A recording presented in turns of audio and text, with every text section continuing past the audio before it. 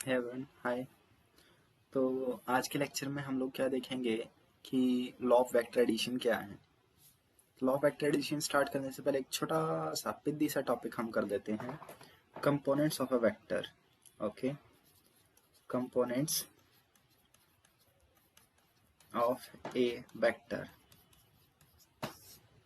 देखिए, मान लीजिए मैंने आपको क्या दे दिया, ये एक्स और वाई एक्सिस दे दी। ये हमारे पास दो एक्सिस हो गई। नेक्स्ट आपके पास एक वेक्टर है और वेक्टर वो ये है, यहाँ पे एक वेक्टर हो गया। इस वेक्टर को ध्यान से देखिए, ना ये एक्स एक्सिस में है ना ये वाई एक्सिस में है। ठीक है, ये बीच का है, बीच का बंदर जो हो गया ये वो है। तो कई बार कुछ ऐसे वेक्टर होंगे जो प्रॉब्लम करेंगे, और आप लोगों को एक बात पता होनी चाहिए कि एक एक्सिस के अलोंग कोई भी फोर्स है, कोई भी डिस्प्लेसमेंट है, कोई भी वर्क हो रहा है एक एक्सिस के अलोंग, उसका इफेक्ट दूसरी एक्सिस को डिस्टर्ब नहीं कर सकता। यानी अगर आपने एक्स एक्सिस में कोई फोर्स लगा दिया, कुछ भी कर दिया, तो उसका इफेक्ट वाई एक्सिस में नहीं जाएगा, एक्स एक्सिस में ही रहेगा। ओवरऑल चेंज हो सकता है लेकिन वाई एक्सिस में कोई इफेक्ट नहीं जाएगा। तो ये सारी एक्सिस एक दूसरे से इंडिपेंडेंट होती है। नेक्स्ट आपको दे दिया गया ये एक्स एक्सिस के साथ ये वाला एंगल क्या है, थीटा है। ठीक है, तो आप लोग क्या कीजिए, जल्दी से एक ये बना दीजिए रेक्टेंगल ऐसे। तो मैंने क्या किया, यहाँ पे एक रेक्टेंगल बना दी।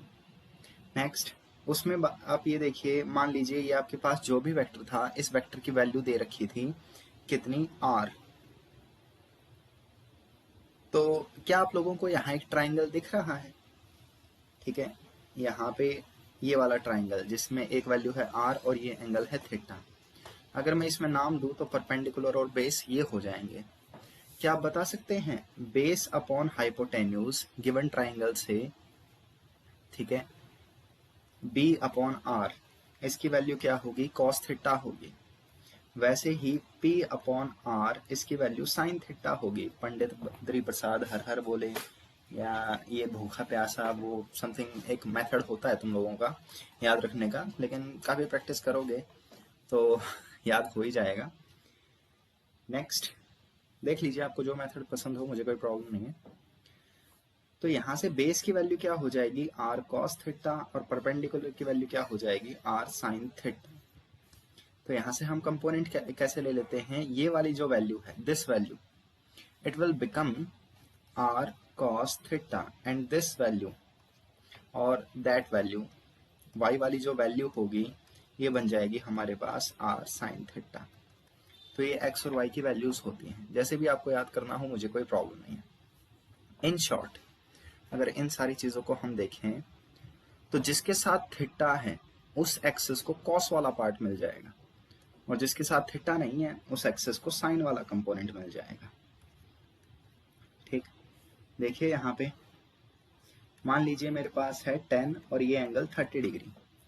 तो आप लोग क्या कहेंगे कि ये वाली जो वैल्यू होगी, this value, this will B 10 cos 30 degree, and this value it will be 10 sin 30 degree along x and y। That's all. आपने क्या कर दिया, एक वेक्टर को ब्रेक कर दिया दो पार्ट में, x और y एक्सिस के अलावा। x और y एक्सिस एक दूसरे के साथ परपेंडिकुलर होती हैं, रेक्टेंगुलर होती हैं।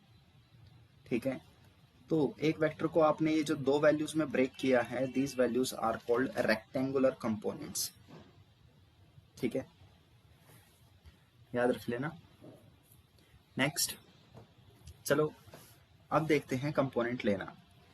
एक मिसकंसेप्शन बच्चे पाल लेते हैं कि हमेशा एक्स एक्सिस को थीटा वाला पार्ट मिलेगा। जरूरी नहीं है। मान लीजिए मेरे पास एक एंगल है, ये एंगल हो गया 37। ठीक है, तो cos 37 sin 37 इनकी वैल्यूज कैसे निकालते हैं, ये मैंने अपने ट्रिग्नोमेट्री वाले सेक्शन में प्रूव कर दिया था, बता दिया था कि किसकी वैल्यू क्या होती है। तो एक बार अगर आप रिवाइज करना चाहें कोई प्रॉब्लम नहीं है। ये देखिए वेक्टर की डायरेक्शन यहाँ पे है, तो इसके जो दो कंपोनेंट बनेंगे वो यहाँ बनेंगे। इस वेक्टर को मैंने वैल्यू दे दी लेट जस्ट से 50। तो आप लोग देखिए कि ये वाली वैल्यू कौन सी होगी, 50 कॉस या साइन, क्या लिखें इसके साथ, ठीक है, वाई एक्सिस के साथ, तो इसके साथ लिखा जाएगा कॉस। ठीक है, जिसके साथ थीटा लाई करता है उसी को कॉस मिलता है, वही बेस बन जाती है। ये कुछ एक बेसिक से कंसेप्ट हैं, ध्यान रख लेना। And this will be sine. तो इनकी वैल्यूज ऐसे दी जाएंगी कॉस और साइन। That's all. एक क्विक एग्जांपल और उसके बाद ठीक है हम लोग वापस बढ़ते हैं देवी और सज्जनों।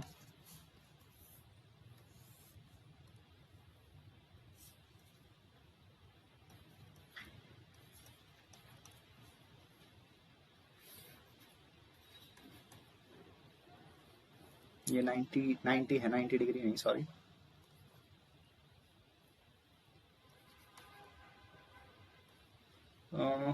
इतने सारे एंगल हैं, टाइम पे कोई याद नहीं आता। तो ये हम ले लेते हैं अगेन 30 डिग्री।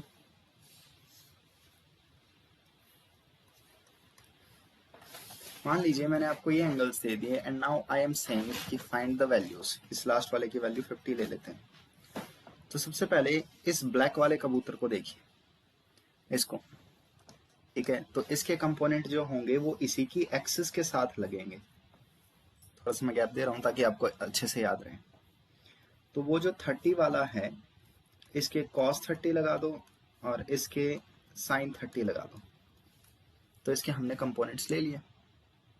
नेक्स्ट, थोड़ा लाइट का डिफरेंस है, अजीब दिख रहा हूं, कोई नहीं, कोई इफेक्ट नहीं पड़ा, कोई बात नहीं। नेक्स्ट हमारे पास बच्चे यहाँ पे है ये वाला। तो इस वेक्टर को ध्यान से देखो, इसकी वैल्यू है 90 और ये 30 डिग्री बना रहा है। तो जिसके साथ 30 डिग्री एंगल लग रहा है उसे मिलेगा क्या? कॉस। नेक्स्ट, ये जो है इसके साथ नहीं लग रहा तो इसे मिलेगा साइन। तो इसकी वैल्यू हो गई 90 साइन 30 डिग्रीज। वेक्टर जिन दो एक्सिस के बीच में है उन्हीं दो एक्सिस को क्या मिलेंगे? उनके कंपोनेंट्स मिलेंगे। जैसे यहाँ 90 वाला ये जो वेक्टर है, ये वेक्टर y और माइनस एक्स के बीच में है, तो इसके कंपोनेंट भी इन्हीं दो एक्सिस की तरफ जाएंगे।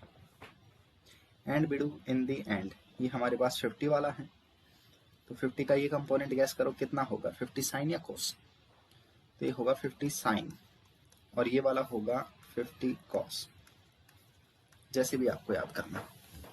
तो हमने यहाँ पे क्या किया? कंपोनेंट्स ले लिए और इन कंपोनेंट से क्या हो गया? ये चीजें इजी हो गई।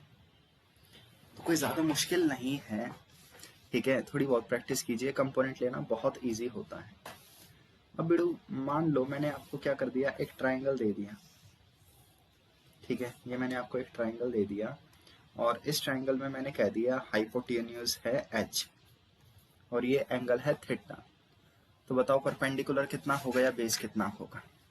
तो याद रख लीजिए, एक राइट ट्राइंगल में डायरेक्टली आप बोल दीजिए परपेंडिकुलर होगा h साइन थीटा और बेस होगा h कॉस थीटा, ठीक है। ये याद कर लो क्योंकि डायरेक्टली ऐसे हम कंपोनेंट्स ले लेंगे, ठीक है। और रिमेंबर की स्पेलिंग रिमेंबर गलती हो सकती है उसमें, ओके ओके, ठीक। ये कैमरा भी एडजस्ट हो जाएगा। Next, okay. तो बच्चों अब आ जाओ, ठीक है, लॉ ऑफ वेक्टर एडिशन पे। लॉ ऑफ वेक्टर एडिशन इस वाले पे। तो लॉ ऑफ वेक्टर एडिशन में हम क्या देखते हैं, ठीक है, कि आपके पास मान लीजिए ट्राइंगल लॉ लगा रहे हैं। एक वेक्टर हो गया ए और एक वेक्टर हो गया बी, ठीक है। दोनों के बीच में एंगल है थीटा, तो एक्सटेंड करके हम ऐसे दिखा देंगे।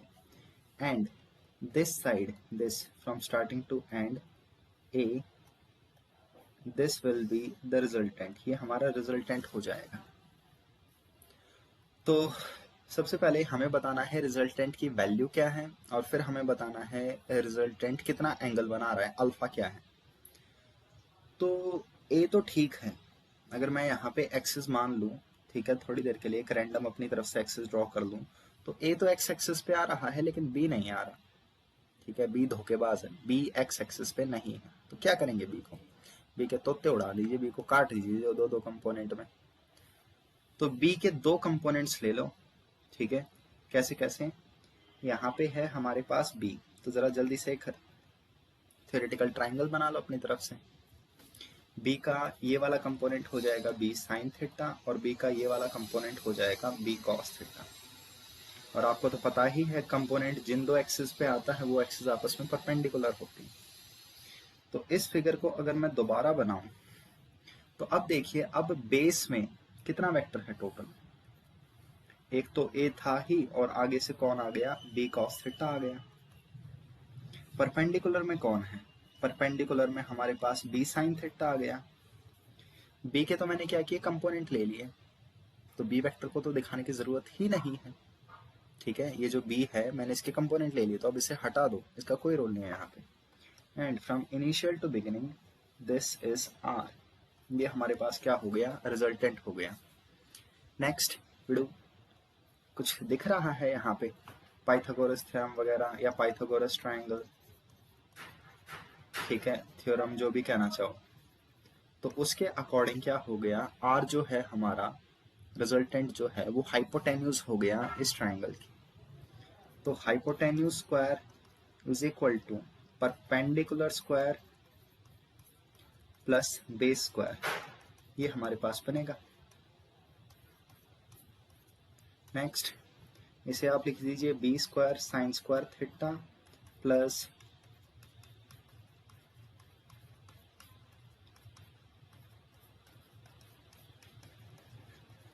आई होप तुम्हें A plus B whole square वाली आइडेंटिटी याद हो, करनी तो पड़ेगी बिडू। तो यहाँ से आपके पास आ जाएगा रिजल्टेंट का स्क्वायर इज इक्वल टू, सबसे पहले ए है, ए का स्क्वायर, दो बी स्क्वायर है, ठीक है,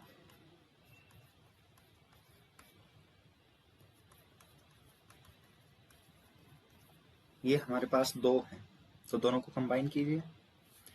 sine square plus cos square बच्चा बच्चा जानता है, चलो बच्चे के पास ही चलते हैं पूछने के लिए कि sign square theta plus cos square theta कितना होता है। तो रिजल्टेंट का स्क्वायर ये हमारे पास बचेगा a square plus B square plus 2ab cos of theta.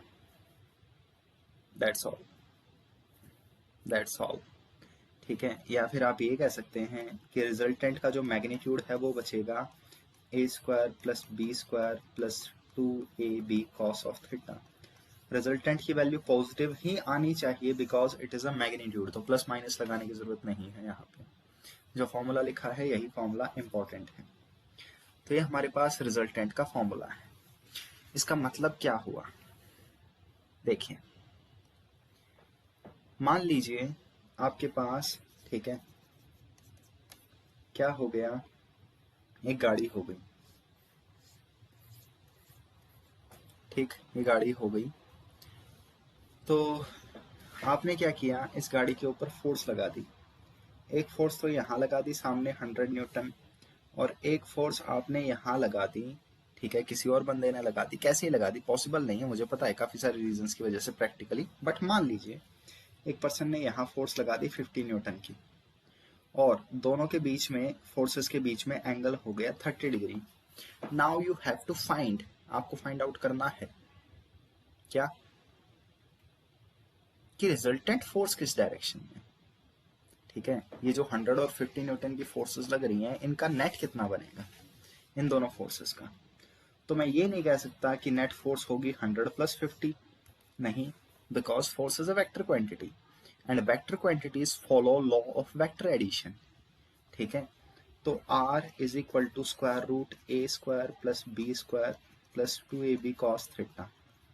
This is called law of vector addition, ठीक है। इसी लॉ से सारी फोर्सेस, सारे वेक्टर, सारी वेलोसिटीज, कोई भी वेक्टर क्वांटिटी इसी लॉ से ऐड होती हैं।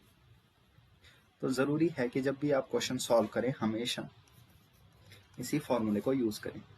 तो एक फोर्स है 100 न्यूटन की, एक फोर्स है 50 न्यूटन की, और उनकी वैल्यूज मैंने पुट कर दी, उनके बीच का एंगल मैंने पुट कर दिया। यहां से दिस इज रिजल्टेंट फोर्स, यही क्या होगी, मेरी रिजल्टेंट फोर्स होगी। आप डायरेक्ट ऐड सब्ट्रैक्ट नहीं कर सकते, कुछ केसेस में कर सकते हैं, लेकिन उन्हें हम आगे डिस्कस करेंगे। तो जब भी किसी दो वेक्टर के बीच में एंगल है और उनका रिजल्टेंट निकालना है, then you will have to use this formula. Scalar quantities फॉर्मूले को यूज नहीं करती। करंट इस फॉर्मूले को फॉलो नहीं करता, करंट डायरेक्टली ऐड हो जाता है, ठीक है, साइन के साथ। तो ये क्वांटिटी क्या हो गई, करंट स्केलर। जो जो वेक्टर इस फॉर्मूले को मानते हैं वो सारे क्या हो गए, वेक्टर हो गए। नेक्स्ट, इसके बाद देखिए alpha, angle of resultant with base. तो हमने क्या किया था वहां पे, नीचे एक बेस बनाई थी a plus B cos theta, ऊपर एक कंपोनेंट लिया था b साइन थीटा, और जहां तक मुझे याद है इसे हमने r कहा था अल्फा एंगल पे। तो बेस के साथ जो एंगल बनता है दैट इज अल्फा। गैस करके बता सकते हो यहां से tan ऑफ अल्फा की वैल्यू क्या होगी, सोचिए। तो tan alpha tan theta is equal to perpendicular by base. ये हमारे पास बीडू लॉग एंगल हो गया। जब भी आपसे पूछा जाए रिजल्टेंट क्या होगा, then you have to tell magnitude of resultant यानी value, and alpha angle with base. Okay, a के साथ आपको उसकी बेस भी डिफाइन करनी पड़ेगी कि बेस कितनी बन रही है। ये चीजें बताओगे जब भी बात बनेगी, अदरवाइज नहीं बनने वाली, काफी सारी प्रॉब्लम्स आएंगी। ट्यूटोरियल थोड़ा बड़ा हो रहा है लेकिन कोई बात नहीं, क्या फर्क पड़ता है। अगर आप अभी तक मेरे लेक्चर्स देख रहे हैं तो आप लोगों को थोड़े बड़े ट्यूटोरियल्स देखने की आदत हो गई होगी। अदरवाइज डबल स्पीड करो, ट्रिपल करो, जो तुम्हारी चॉइस हो वैसे करो, ठीक है, लेकिन क्वेश्चंस करो, करना तो तुम्हें पड़ेगा। You will have to solve the questions जब भी बात बनेगी। ओके, कोई नहीं, ठीक है। नेक्स्ट, सो किड्स एक चीज सोचो, you know sum of vectors. आपको पता है अगर मैं आपको दे दूं कि एक वेक्टर है रिजल्टेंट जो आ रहा है ए और बी को ऐड करने से, तो रिजल्टेंट का मैग्नीट्यूड, उसकी वैल्यू, डायरेक्शन नहीं उसकी वैल्यू, हम इस फॉर्मूले से देंगे, a square plus B square plus 2ab cos theta. What if I asked different? What if I asked difference of vectors? ठीक है, अगर मैं आपसे कह दूं कि आपके पास एक वेक्टर है r और इसकी वैल्यू आ रही है a माइनस बी से, not a plus B, just a minus B, तो कैसे निकालोगे? तो यहाँ पे देखिए आप इसे क्या लिख सकते हैं, a plus of minus B, ऐसे लिख सकते हैं। तो मैंने क्या किया, b की जगह माइनस बी रख दिया ऊपर वाले फॉर्मूले में। तो ऊपर वाले फॉर्मूले में अगर आप b की जगह माइनस बी रखेंगे तो हर जगह रख दीजिए,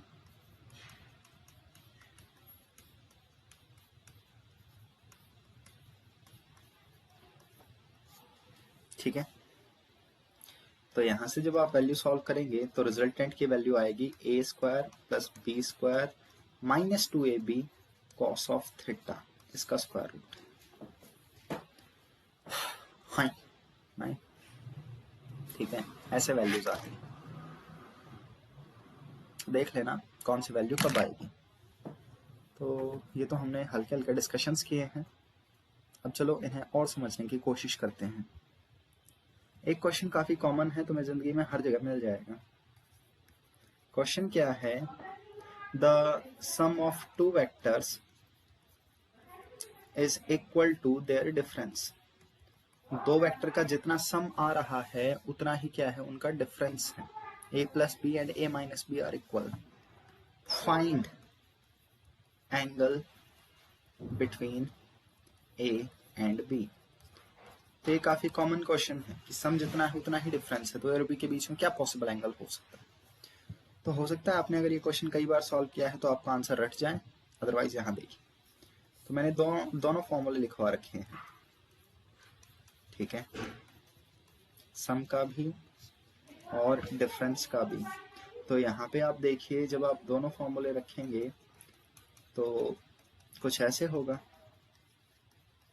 दोनों side square root cancel out कर दीजिए सबसे पहले तो, ठीक है। या फिर आप ये भी कह सकते हैं स्क्वायरिंग बोथ साइड्स, जैसे भी आपको कहना हो।